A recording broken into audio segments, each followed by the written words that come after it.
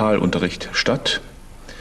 Und dann beginnen die Chorproben, gestaffelt nach Stimmgruppen. Sopran, Alt, Tenor, Bass und am Schluss des Tages alle. Jede Woche ist ja ein neues Pensum zu erarbeiten. Jeden Freitag ist Motette.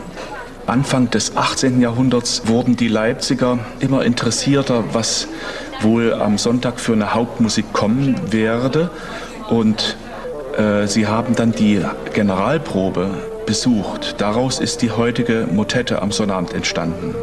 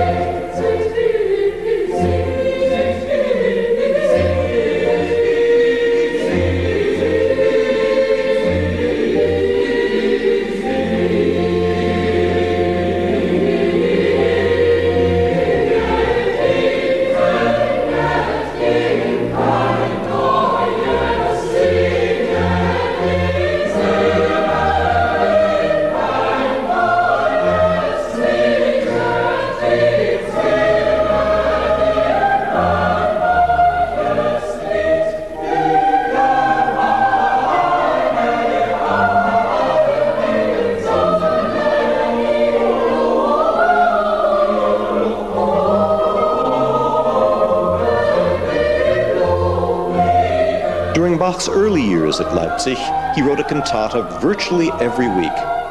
To compose a cantata, Bach's first task was to find a suitable text and have it approved by the church authorities. The autograph scores show that he started with the opening movement and progressed without pre-planning to the end. Once the score was finished, all the parts had to be copied, probably starting with the choral parts, as the choir had to be rehearsed first. Then the strings, the wind, and finally the basso continuo. Extra parts, if needed, were copied from those already prepared. He would hear the whole work once before its performance on the Sunday, but sometimes there would be no time at all for rehearsal. His working week must have been fairly horrendous. One imagines Monday and Tuesday composing, Wednesday he would start to rehearse the boys, often pretty recalcitrant bunch of kids, and he had difficulty in getting the results that he wanted. And actually later on in his time at Leipzig, he simplified that task by getting him just to sing the melodies of the chorales and put all the elaborate contrapuntal lines, gave them to the alto, tenor, and bass.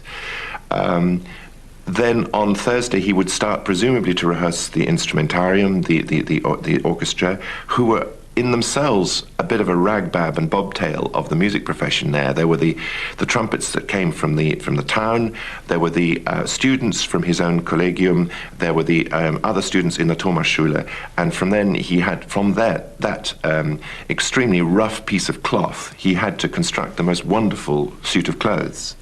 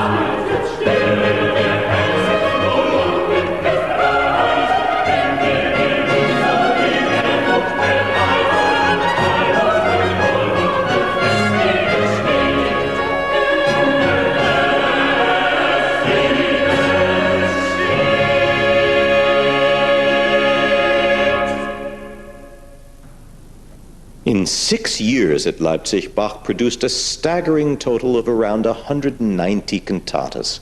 But during this period, he also composed a Magnificat, the St. John Passion and the St. Matthew Passion, And in addition, he found time to provide for domestic music making as preserved in the collection of pieces he assembled for Anna Magdalena. Contrary to popular belief, Bach was not poor in Leipzig. His basic wages may have been modest, but he was paid extra for virtually everything he did and could earn up to 8 times his basic salary. For example, he was paid extra money from funerals and weddings. But after 7 years at Leipzig, he complained that due to mild weather, not enough people were dying. Bach's home was a musical workshop. Manuscripts indicate that Anna Magdalena, his students, and his children acted as copyists for him. But it seems difficult to imagine a scene with Bach working so hard at composing and Anna Magdalena producing no less than 12 children in 15 years. As was all too typical at the time, 8 out of the 12 died. Child mortality was, of course, a given. So one would consider any surviving child as a gift of God. And I think one also would accept the death of a child as God-given. So I don't think that was a problem for him, except that, you know, the loss of a child, the loss of a beloved person is always something that, makes a tremendous difference. At the same time, I think the fact that for Bach and people of his day, life and death become so closely intertwined, is responsible for the depth and the emotional power of his music.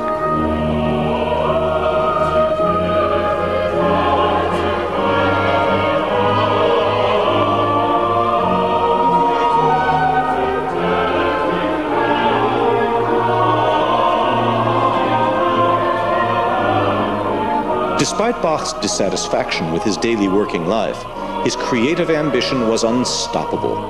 When he was 42, he gathered together choirs and musicians from all over Leipzig to perform his extraordinary masterpiece, the St. Matthew Passion, a work on a scale unprecedented in Western religious music.